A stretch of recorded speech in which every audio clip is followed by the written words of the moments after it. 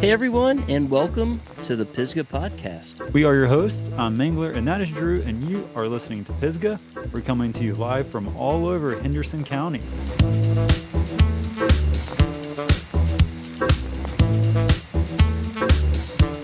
Yes, sir. Welcome to this week's episode. Well, this past weekend, Blue Ridge Adventures hosted the Swank 65 and its little sister race, the Couch Potato. I'd like to go into more detail, but there's just way too many categories to cover for the results and to do them justice. But suffice to say, these endurance events brought out a bunch of heavy hitters from all over, some of which participated on both days. Head on over to BlueRidgeAdventures.net for the full results and for the race photos. Yeah, a lot of heavy hitters, and awesome to see some of our homies on the podium. Well, this weekend is chock full of events to either enter or spectate, and they are all over Henderson County. So over at Ride Canoga, the Cranksgiving party will be going off starting Friday with skills clinics for the ladies by Shanna Powell and co-ed clinics from Blue Wall Adventures. Then the races begin Friday night with a short track cross country. Saturday we'll have more clinics in the morning, and then the Carolina Super D Championships in the afternoon, followed by the Enduro on Sunday. Major note here, the park will be closed to the public for Sunday's Enduro, but still swing by to catch some racing action, and maybe me and Drew will be hanging out. Hopefully so. Yeah. I plan on it.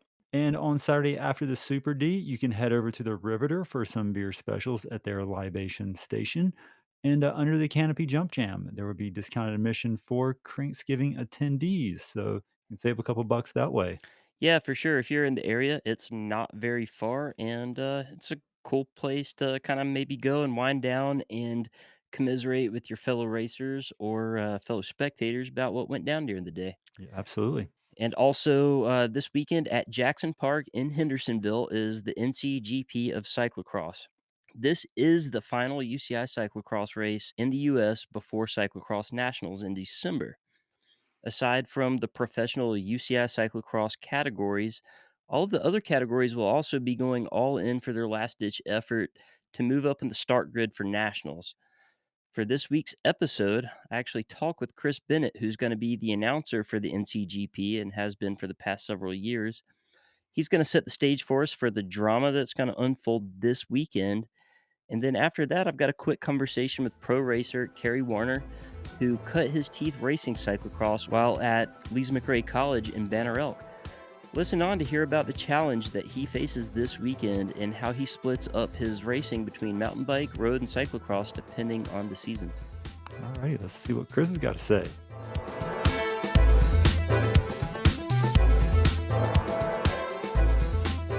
I'm with Chris Bennett, who's going to be the announcer for the NCGP coming up here in a week or so. And we're meeting here at the Wedge Foundation. Luckily, they have an empty room for us to use and record this. But yeah, we're going to go ahead and set the stage for the NCGP and kind of talk about why this is such an important race for the domestic UCI calendar. And yeah, Chris, why don't you go ahead and introduce yourself? Thank you, Drew. Yeah, my name is Chris Bennett, and I've lived in Nashville for over 20 years, me and my wife, Tracy. And this will be, I believe, my 6th year of announcing the NCGP and the day at Hendersonville at Jackson Park. Kind of just randomly stumbled into announcing when we used to do Asheville Cyclocross. One year I reached out to Tim. He used to use an announcer. And that announcer, for lack of a better word, got pretty hammered throughout the day. And so Tim reached out to me and said, would you like to announce NCGP next year? And I said, sure. I've raced cross for a long time, and it was easy for me to do, knowing so many of the racers that I used to race against, and also just following the women and pro field throughout the year. So it just stumbled into it, and I really like doing it, and I'm super excited to do it again this year. Excellent. Yeah, well, we're glad that you do, and you pretty much know everybody in the field, and that goes a long way too with kind of knowing what the battle's going to look like and knowing how the race might pan out, and honestly just calling people by their names and pronouncing it correctly. Yeah, it's pretty easy in America. If I was over in Europe, it might be a little bit more of a challenge, but yeah, there's some tongue twister names out there. So with this race, it's the last race before Nationals. That is correct, yes. And Nationals is in Wheaton, Illinois this year. Mm-hmm. When it comes down to what your start position is, it comes down to points. And so it's not just for the pros, it's for anybody that's going to Nationals to race age categories and non-elite, any of the other categories as well. So that's going to create a good turnout and a lot of tension in some of these races. So do you want to talk about that for a minute? Talk about maybe what the pros have going on? Yeah, so as far as the Nationals, it's based on, it's a gridding system, and usually it's about either 8 to 9 rows across, and generally I think it's 8 rows across. So you want as many points in the bag heading towards the Nationals as you can get, whether you're a master, a junior, a Cat 3-4, you were amassing points throughout the season through USA Cycling. And the more points you have, the better your gridding position is. Some of these fields can be 50, 60, 70 riders. So if you can get in those first, obviously the front row is the dream row. Anything I would say in the first 3 to 4 rows, you have a decent shot of having a good result. Once you start getting further and further and further back, row, at 8 riders across a row, your life becomes increasingly difficult, especially at a race at Nationals where everyone's coming in super fit, super motivated. They know for a lot of these riders, this is their last big hurrah, for the year, especially in the amateur ranks, masters and, other categories. They're not going to be going over to Europe. They're not going to go to Worlds.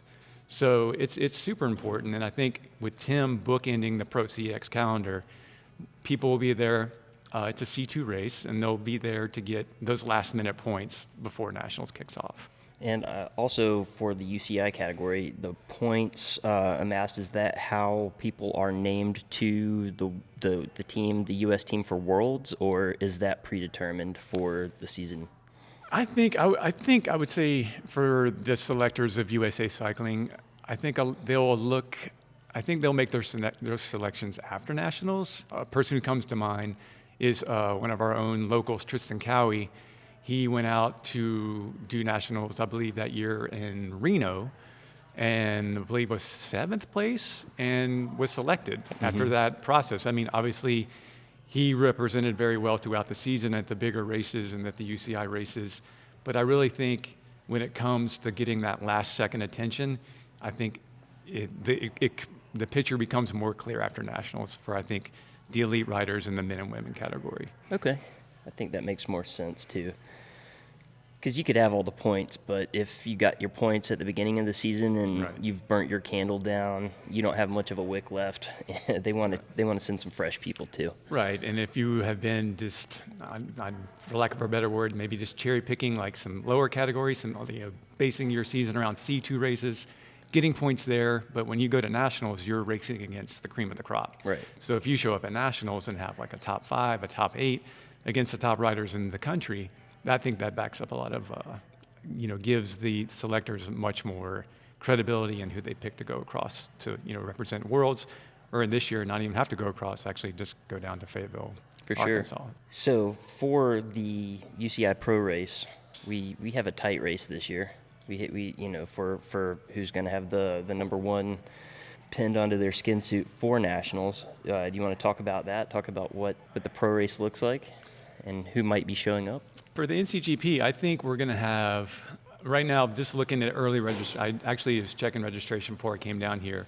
And, it's early days, but already I've seen Kerry Warner's name on the list, Gage Heck's name, who is the current national champion, because we had a gap year last year, no Nationals. I also saw Scott McGill, who is a Gage Heck's teammate. In the women's category, I saw one of our local. I saw Emily Warner, and I believe I saw a couple other names of note who they're escaping me right now. But as it gets closer to NCGP, I think it'll come much more clear who's coming down. But I definitely know that Curtis White has confirmed his start at Hendersonville. I was listening to his podcast, and he'll be coming down. And I think he's going to be coming down to try to rain on Kerry Warner's parade a little bit, because if Kerry is a former North Carolina native, he was from PA but went to Leeds McRae, and now he lives in Roanoke. And I was actually fortunate enough to be able to announce Go Cross earlier this year. It was actually kicked off the UCI season here in America, and I was announcing at Roanoke, and that was Kerry's hometown race where he lives now, and Curtis won both days. And I know Kerry was not stoked on that at all. So, Kerry coming back to Hendersonville, I believe, is kind of a second homecoming race for him, and Curtis is coming down, so I'm sure we'll see a nice battle shaping up between those two when they show up for Hendersonville. Yeah, I think that's important for people that are not familiar with cyclocross but might be listening to this and might want to come see what a professional cyclocross race looks like. This is definitely going to be one to come see. Most definitely. So the organizers of Go Cross, his name is Frank Deal, and Tim Hopkin, who does the NCGP and the NCCX series, they got together and decided that they were going to do a little mini series inside the series. So what they decided to do was they were going to do a time split or a time series for Go Cross and NCGP. So the riders with the least amount of laps time in these races, they're going to get some cash at the end of this series. So Go Cross opened up the Pro CX calendar, and the Hendersonville race is going to close it down. So right now, as it stands, Curtis White is leading in this in this timed event race. So he has an elapsed time of 1 hour and 15 minutes and 33 seconds. Kerry has an elapsed time of 1 hour and 15 minutes and 47 seconds. So Kerry is 14 seconds off of Curtis White heading into the Hendersonville weekend. And then Stephen Hyde is 2 minutes behind. And they decided they're going to have a women's competition and a men's competition, $1,000 each in each purse, split 3 ways between the men and women. So equal payout, 3 deep, splitting $1,000, and it's all based on a elapsed time for these 2 races. That's amazing. I think that's a good way to kind of turn up the gas on these guys too, and ladies for that matter. Well, I think it paints, I think we talked earlier about how, bike racers like to hang out. Cyclocross in the United States tends to be very participatory, and over in Europe, it's very spectator. Here, if we could get more people, somehow the word out about the drama and the backstories of these riders, I think we could get more people, just the general public, involved in cyclocross and how much of a fun sport it is to come watch. It's spectator friendly, it's laps, you see them over and over and over again. You pretty much have free reign of the course to walk to certain sections. And with these little mini battles, I think it does ramp up something, and it gives people a storyline to follow. Yeah, for sure. It's one of the most spectator-friendly cycling disciplines that there is, and the conditions vary so much, and conditions don't shut down a race very often, except in very extreme circumstances. So, snow, rain, mud, which the NCGP is known for, all of these things. And, it's a winter sport, so it happens this time of year. Conditions don't matter. And it's just so much fun. If you find a good vantage point on the course, you can see the whole race unfold. And you see people basically just turn themselves inside out and fade every lap. Yeah, it's really going to be good. And in the ladies' competition as well, Carolyn Mani, who rides for the Pactamo team out of Colorado, she showed up to Go Cross this year to kick off her season. And she's had a great domestic campaign. So right now it's Carolyn Mani, Raylan Nuss, and one of our locals, Erica Zavetta, in third place. And Erica Mani is she's at 98 minutes, 49 seconds. Raylan Nuss is at 2 minutes 21, and Erica is at 2 minutes 38. So Erica's only 17 seconds off of second place. So that will be something. 2 minutes sounds like a lot of time, but that's just one flat tire and having to go to the pits. Absolutely. Or if we get like what we had 2 years ago at Hendersonville, just heavy rain followed by the next day no rain and peanut butter mud. That's a flare derailleur. Yeah, totally. So anything can happen. So I wouldn't even count out if Stephen Hyde decides to come down. If Stephen Hyde is listening, you're only 2 minutes off of the podium spot in this little mini time race we have. Do it, Stephen. You won't. Yeah, I believe Stephen was slated to come down 2 years ago before we had Nats in Louisville, but we had that snow. Right. So he decided to bypass it, and but I think it would be good for these guys to all show up, and I think it's going to be a really deep field this year in the men and women's category for sure. Right on. And what times of the day are these races going to happen? So the first race, I believe, kicks off at around, 9 a.m., and then we conclude with, I believe, our women go off in around, I want to say the 2 o'clock hour, and then the men are around, I believe, in the 3:15-ish. I can double check that if you can go to the NCCX website and get all the information, but it's an all-day thing. So if you have friends who are racing in a different category, hang out, because there's just more racing that just keeps coming and coming. It's a full day of bike racing at Jackson Park. Yeah, it's a fun race to watch, and it's super accessible for anybody in Western North Carolina to come out and see. Oh, absolutely. And I just get super excited about it. I've been doing all sorts of different bike racing for a long time, mountain biking, and I did some road stuff, but cross for me has always held like the most intrigue, and something I follow the most out of all the disciplines throughout the season. Watching racing in the morning, going listen to other podcasts, the CXAir guys, Curtis's podcast, the Pisgah Podcast, anything that touches on cyclocross. I've always wanted to be involved in, whether it was from a racing aspect or announcing. Luckily I have a wife who's really cool, and she's really into it too, and was said, hey, we can go to Zolder in 2016. So we went all the way to Belgium for World Championships in 2016. So got on a plane just to go watch people ride a bike. But, it was really great to see, we experienced World in 2013 in Louisville, and then we got to go to Belgium and, pretty much the Lions Den, Zolder, and experience there. And it's next level, and, I can't recommend people not going to watch cross enough. Yeah, talking about Worlds being in Louisville, I think that I was also there, and that race was one of the most entertaining for one, but it's the only time I've ever seen a U.S. cyclocross race that looked to the eye like what the spectatorship looks like at a European cyclocross race. Oh yeah, that day was a magical day, because you could hear as the riders approached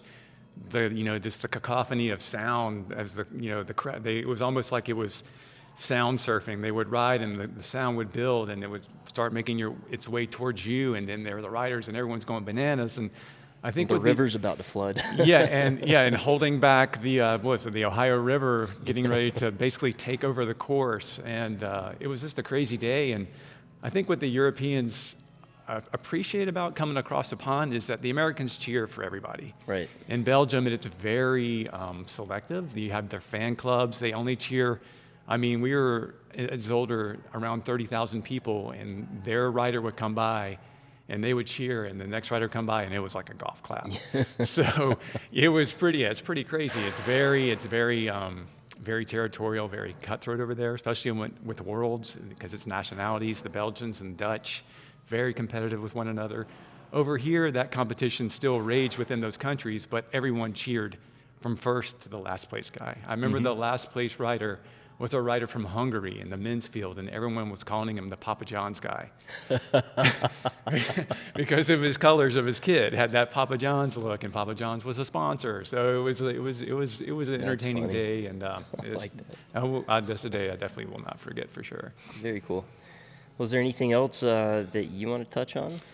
Also taking the Pro CX calendar. So we have Go Cross to kick it off, Tim closing it down, and I took a look at the calendar before I came down here, where we are at the point standings for that, and Kerry Warner is actually leading the Pro CX calendar. Vincent Bastants, who's a Belgium, he's gone back. He's in second. Gosa Vandermeer, if you haven't seen him on any of the GCN feeds that have happened this year, he's like this journeyman Dutch guy. And I saw him at Go Cross, and he lined up and went out really hard both days. The heat jumped on him really hard the first day, but he had a stronger ride the second day. And he actually, I think, won day one of the Major Taylor cross race up in Indianapolis last weekend. Okay. So Gosa right now is third, Curtis is fourth, and Michael Vandenham is fifth. But I think Curtis is going to move up some, because he won yesterday in Northampton, and there's another day in Northampton, and Kerry had a weekend off. I'm sure you'll talk to him tomorrow. He was up at Iceman Cometh. And then in the women's field, Carolyn Monty is leading, Megali Rochette, Raylan Nuss, Rebecca Feringer, and Claire Honziger. I would probably think that Rochette and Honziger won't really figure in the NCGP. We all know Claire Honziger is over in Europe. She bagged a great win at the Koppenberg. And then I think Rochette is going to be shoving off across the pond pretty soon as well. I think she's planning to debut for Tabor, I think. So I don't really would consider her showing up for NCGP, but I would definitely, as we get closer, maybe I would definitely maybe bank on Mani and Raylan Nuss and Rebecca Farringer showing up. Definitely Farringer being a teammate of Carrie Warner. So they always seem to kind of like roll in tandem. So even so, with the Pro CX calendar, getting ready to wrap up, it's good to see that, one of our own, a former North Carolina native and Lees McRae student, or college graduate, Carrie Warner, leading in the Pro CX standings. So Yeah, very cool. Shout out to all our collegiate racers that are going to come out too, because I believe it is a regional championship for them as well. And good luck to everybody that's going to come out and race. Absolutely. I think, like I said, anyone who listens to this podcast, if you've never been to a cyclocross race, it's super family friendly. I'd recommend coming out. Go to nccx.com and you can find all the information about the GP on the website. And I look forward to seeing everybody out there. Very cool. Thanks a lot, Chris. All right. Thank you, Drew. Cyclocross isn't one of those things that I've paid a lot of attention to. I've had plenty of friends over the years, like yourself and some others, that have participated in it. So it's cool to hear someone like Chris who, as an announcer, you have to be well knowledgeable in all things of the sport that you're announcing, because you're the voice of it. So, and also cool to hear kind of how this rivalry is going down between Carrie and Curtis is going down. So can't wait to see how this turns out. Yeah, listen on to hear what Carrie has to say about this. Thanks for doing this with me. This is going to be pretty cool. As you well know, we have the NCGP coming up here in about a week in North Carolina. And I guess you're kind of a veteran to the race. And also, you've had a pretty damn good cyclocross season so far. Yeah, thanks. Yeah, I've done NCGP probably more than any other race on the circuit. Right. If I'm not mistaken, was that your first UCI win? Yeah, I think it was actually. I'm pretty sure. Yeah, I feel like I remember that for some reason. But yeah, for people that don't know, why don't you go ahead and introduce yourself? Yeah, I'm Kerry Werner, and I race for the Kona Maxxis Shimano cross team. Right on. And so you're coming off of kind of a mountain bike weekend, but I guess maybe you didn't ride a mountain bike at it? Yeah, I just got back from Iceman, just a one-day race. It's a 30-mile point-to-point in northern Michigan, and somehow we lucked out and got 55-degree weather and sun. And no Iceman this weekend? Yeah, it was sweet. Well, so going into the NCGP, I think it's kind of an important race for a lot of domestic pros and people that are just going for whatever their category is at nationals, perhaps, because it is the last calendar race before that weekend and last chance to kind of button up some points. Does that play into why you'd be out here at all, or would you just be out at the NCGP anyhow? Yeah, I mean, we did just move to Roanoke in July of 2020. And so before that, I've spent since 2009 in North Carolina. So it kind of feels like a second home. And yeah, Tim's a cool guy. I've always liked the race, so I'd probably go anyway. Right on. Yeah, it's usually it's a good course, but the conditions tend to just be the shittiest on that weekend, it seems. Yeah, like, we've had like opposite sides of the spectrum, right? Like we've had that the snow year. We had like, what was it, like 8 inches or 6 inches of snow or something. 13 inches of water before. Yeah, I remember actually after that, it was the one year it snowed on Saturday, got canceled on Sunday. Josh Whitmore got his skis out and went down the wall with his skis. So that was pretty sweet. Yeah, that's funny. I remember that year too. And as far as this particular year goes and going into nationals, and also, I guess, speak to what Frank Deal and Tim have going on for the payout for the lowest elapsed time has going on for you particularly in this race for you this year.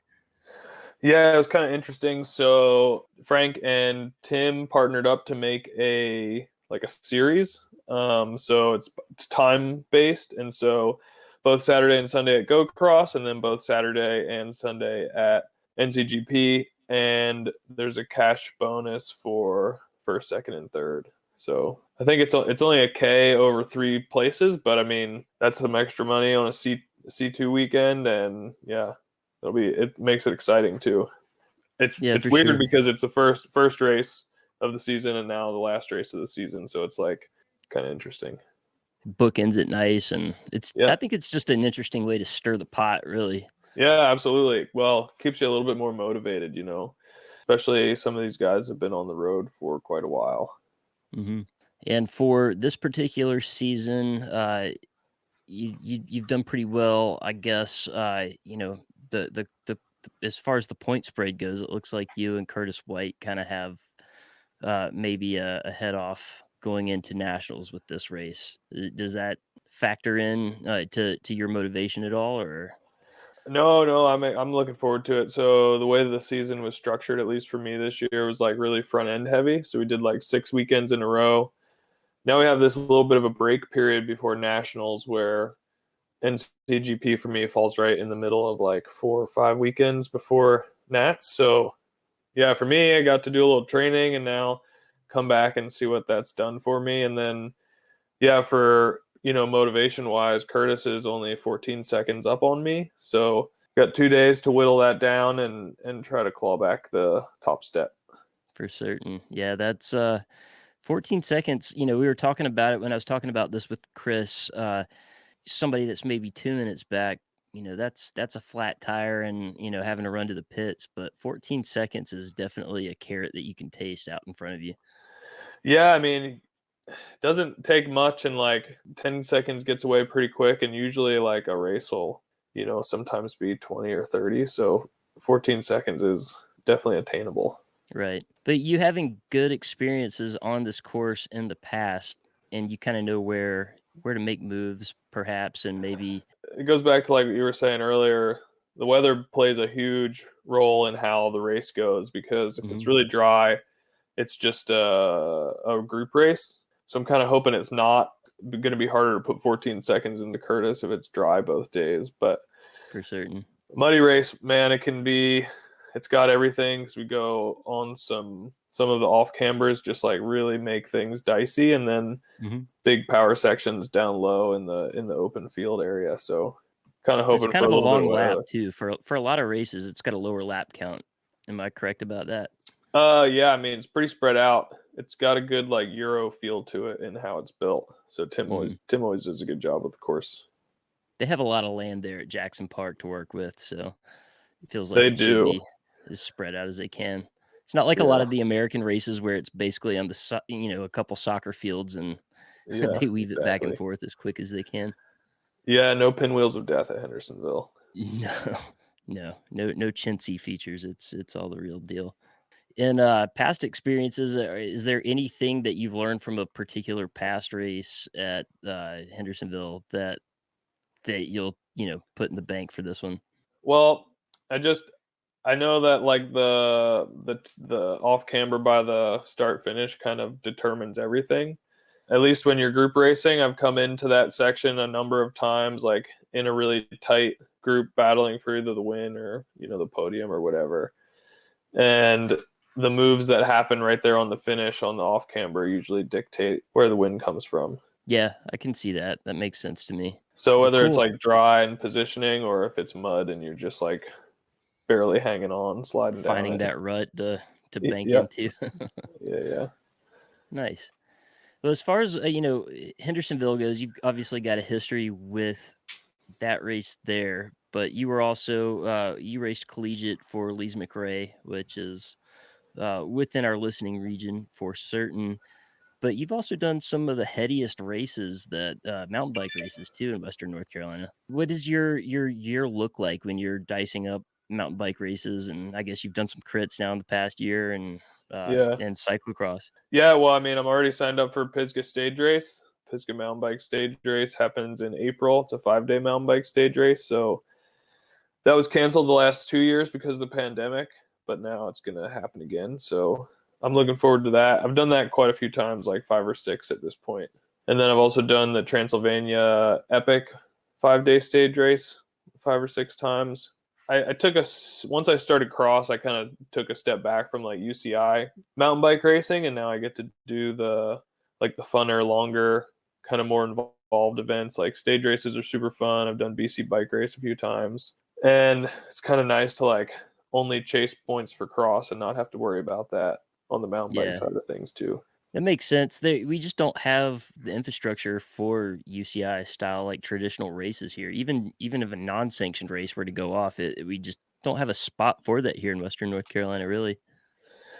Yeah, I mean, maybe with Canuga, they Mhm. could probably fashion something together. But yeah, before that, everything's been really natural forest stuff and some of the best riding. But you got to ride further than the 5K allotment. Of course, they do in the Yeah. UCI stuff. So Yeah, even just finding a place to park enough people is difficult enough out here.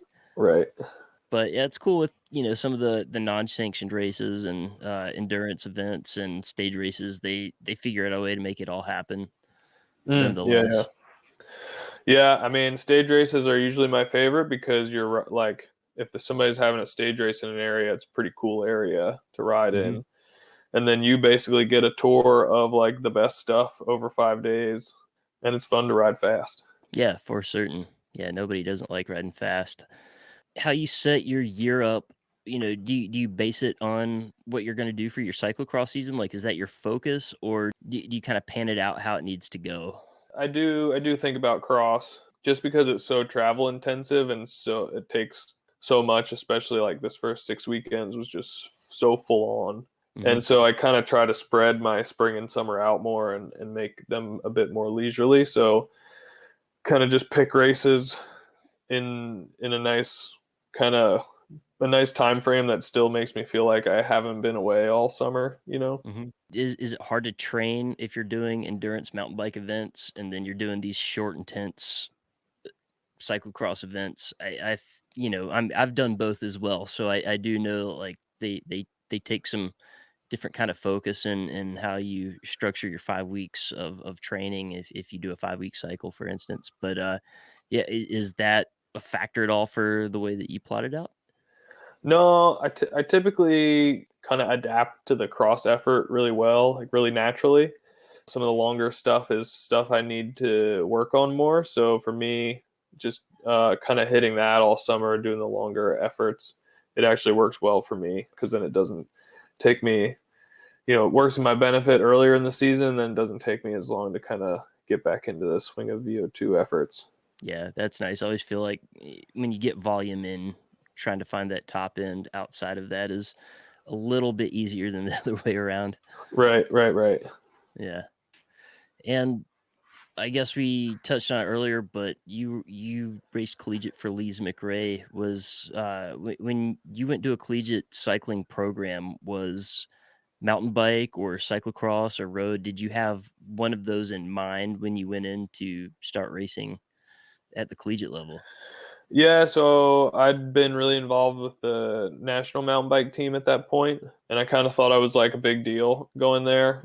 I'd just gotten back from Yeah. 2008 Worlds as a junior, and I thought I was like going to be the best guy on campus, and I wasn't. I got put in my place, which was sweet, and I went there initially doing mountain bike stuff, and I'd never done or heard of cross until some upperclassmen kind of talked some sense into me and I got a bike. I think it was my sophomore year. I did my first cross race. Got really pissed I didn't make the national team.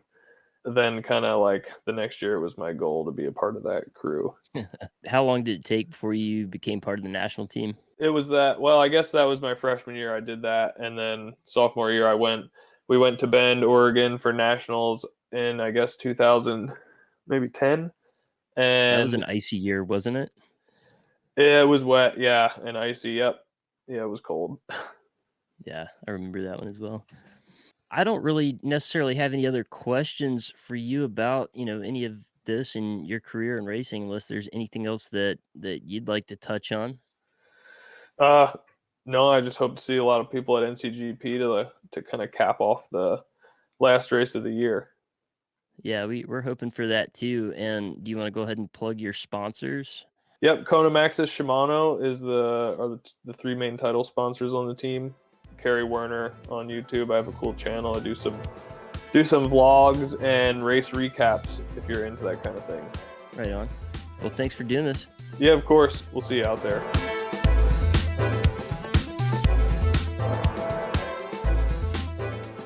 awesome to hear Carrie's take on things. That's one thing that cyclocrossers probably really have to focus on is what the course is going to look like for the weekend. So, you know, I'll drop the weather on us here in just a little bit, but spoiler alert, the weather looks like it's going to be pretty good. So it sounds like it's going to be a very power driven race. Yeah, for sure. It looks like they might stick together, but you never know. All kinds of things could happen.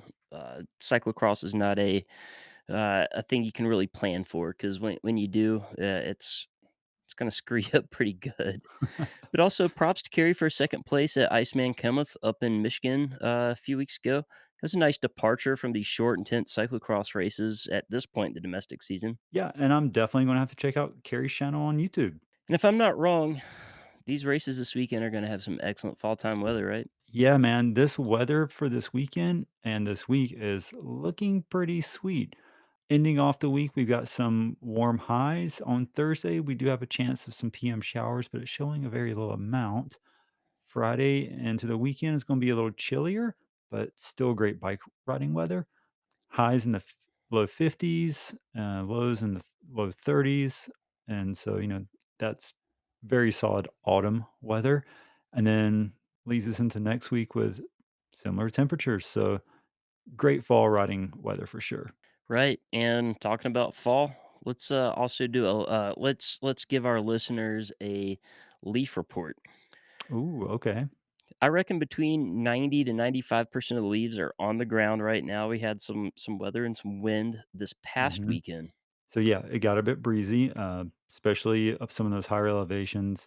A lot of the trees are dropping their leaves, and with 30 plus mile-an-hour winds, they've definitely shedded even more. So, leaf report wise, what have you seen from what you've ridden? Well, Pilot, pretty leafy, not getting a whole lot of tires down there. Black Mountain Trail is pretty leafy on the hike a bike stuff, moderate but packed down leafy from Turkey Pin intersection down. So the new And section. yeah, plenty of traffic packing those in there. For Mills River, pretty leafy but well packed on all the trails that are most commonly used, and kind of a fun amount of leaf surfing going on in the spots that get a little bit less traffic or the lines Ooh, that get less taken. But you can still see pretty much where the trail goes still, which is good. And I would imagine anything that the Swank or the Couch Potato events went on over the past weekend got a nice packing in. packing in or blowing off, so to speak.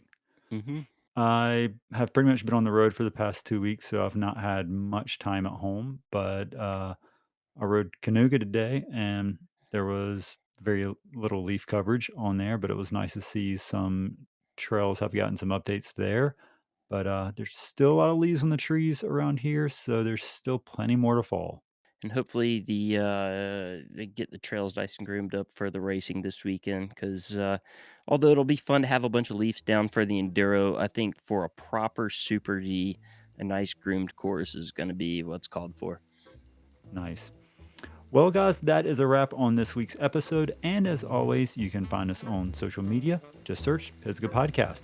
And we've got the web store going on with shirts and koozies, and you can check that out at pisgahpodcast.bigcartel.com. And if you ever watched all the bike races in one weekend, then go ahead and click subscribe and share with your friends. And buy your friends a Listen to Pisgah t-shirt and a koozie for a Christmas gift. And you know what? If you see me out at the NCGP or at Canoga for Cranksgiving, I'm going to have shirts with me and koozies and stickers. Just pre-order on our Big Cartel site or bring exact change because I'm not going to have a pocket full of money on me. But yeah, I'll have shirts. Hit me up, and thanks for all your support. So are you just going to wear all the shirts on top of you and just peel them off one at a time? Yep, that was my plan exactly. You're going to wear a big steel necklace and all the magnetic koozies are just going to be stuck to it? They'll just be on the side of the truck. Just peel yours off and leave them